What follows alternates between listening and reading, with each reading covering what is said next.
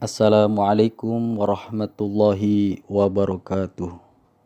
Alhamdulillah wa syukrulillah wa ni'matillah wa salatu wassalamu ala rasulillah Muhammad ibnu Abdillah la hawla wa la quwata illa billah amma ba'du.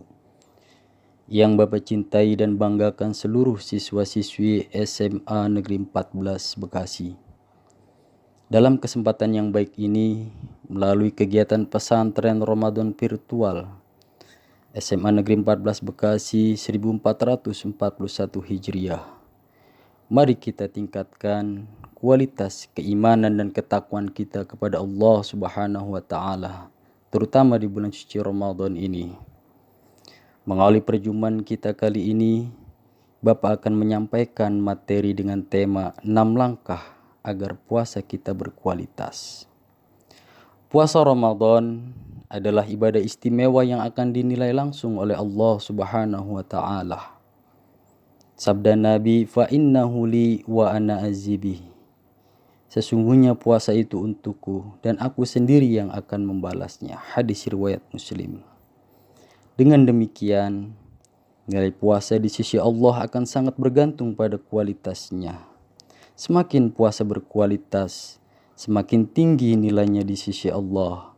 Dan sebaliknya, puasa yang kualitasnya sekedar menahan lapar dan haus, ia tidak bernilai apa-apa di sisinya. Sabda Nabi SAW, "Rabba sha'imin laisa lahu min syiyamihi ilal ju'i wal 'atas."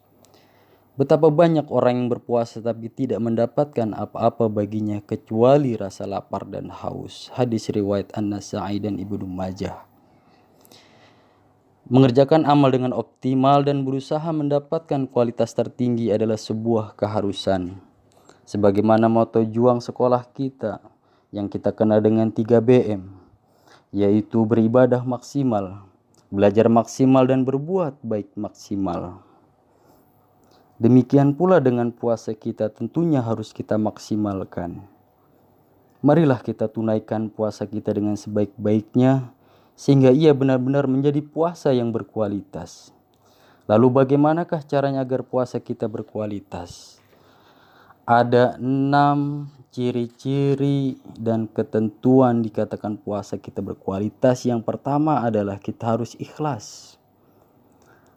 Karena bagaimanapun ikhlas adalah sebuah pangkal dari diterimanya segala amal perbuatan kita. Innamal a'malu binniyat wa innamal likulli imri'in ma nawa. Sesungguhnya segala amal tergantung pada niatnya dan sesungguhnya setiap orang akan mendapat apa yang ia niatkan. Hadis riwayat Bukhari dan Muslim.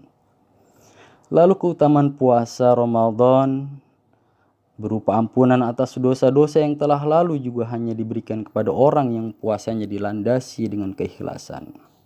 Sebagaimana sabda Nabi SAW, "Man shoma Ramadhana imanan wahtisaban ghufira lahu ma taqaddama min dzambi." Yang artinya, barang siapa yang berpuasa Ramadan karena iman dan mengharap penghitungan pahala, niscaya akan diampuni dosa-dosanya yang telah lalu. Subhanallah. Lalu yang kedua, yaitu meninggalkan hal-hal yang membatalkan puasa seperti makan atau minum dengan sengaja, kemudian muntah dengan sengaja, mengeluarkan sperma baik karena mencium istrinya atau hal lain di luar bersetubuh dan mimpi. Jika bersetubuhnya ia terkena kafarat. Jika karena mimpi maka tidak mempengaruhi nilai ibadah puasanya. Lalu meniatkan berbuka. Karena niat berbuka merupakan rukun puasa, maka niat berbuka berarti ia telah membatalkan puasanya. Lalu yang ketiga, meninggalkan hal-hal yang membuat puasa kita sia-sia, yaitu kita akan selalu menjaga emosi kita agar tidak marah dan tidak berdusta. Inilah hal-hal yang dikatakan agar membuat puasa kita tidak sia-sia. Lalu yang keempat, meninggalkan hal-hal yang tidak bermanfaat. Sering kita jumpai ada orang dengan beralasan agar lupa rasa lapar dan hausnya selama puasa mereka. Lalu mereka seharian di depan televisi dengan asiknya, kemudian memperbanyak main game dan sebagainya. Hal-hal seperti ini hendaknya ditinggalkan agar puasa kita benar-benar berkualitas. Lalu yang kelima, mempuasakan seluruh organ tubuh, pikiran, dan hati. sebagaimana menurut Imam Al-Ghazali radhiyallahu an dalam Ihya Ulumuddin yang dikenal dengan saumul khusus atau puasa khusus. Apa saumul khusus itu? Yang menahan diri dari segala sesuatu yang membatalkan dan yang diharamkan oleh Allah, yaitu menjaga mata, lidah, telinga, dan mempuasakan dari diri terhadap kezoliman. Kemudian mempuasakan kaki dari hal-hal arah yang diharamkan oleh Allah. Kemudian mempuasakan hati dari penyakit ruhiyah seperti dengki, iri, marah. Kemudian cinta kepada dunia dan lupa kepada kehidupan akhirat dan sebagainya. Lalu yang keenam, yang terakhir adalah memperbanyak amal soleh selama Ramadan. Anak-anakku sekalian, siswa-siswi SMA 14 Bekasi yang dirahmati Allah Subhanahu wa Ta'ala, memperbanyak amal soleh selama Ramadan seperti halnya memperbanyak tilawah Al-Quran. Sebagaimana sabda Rasulullah, man qara'al Qur'ana fa innahu ya'ti yaumal qiyamati fali ashabi. Siapa orang yang membaca Al-Quran, niscaya Al-Quran itu akan datang kepadanya di hari kiamat dengan memberikan syafaat. Apa itu syafaat? Yaitu pertolongan kepada siapa saja ahli yang membaca Al-Quran. Subhanallah. Lalu kita berzikir kepada Allah dengan menghidupkan sunnah-sunnah Rasulullah seperti sholat tarawih. Dan kemudian bertafakur, mengkaji ilmu-ilmu agama dan memperbanyak infak dan lain sebagainya. Karena Rasulullah SAW adalah orang yang paling dermawan.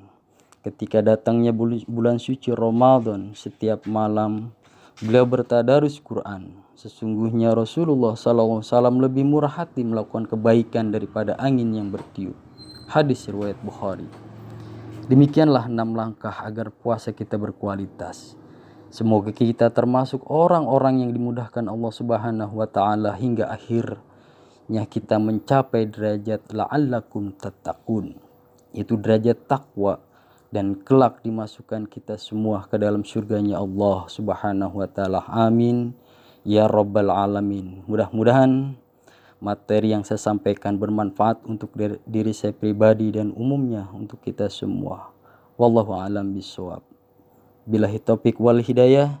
Assalamualaikum warahmatullahi wabarakatuh.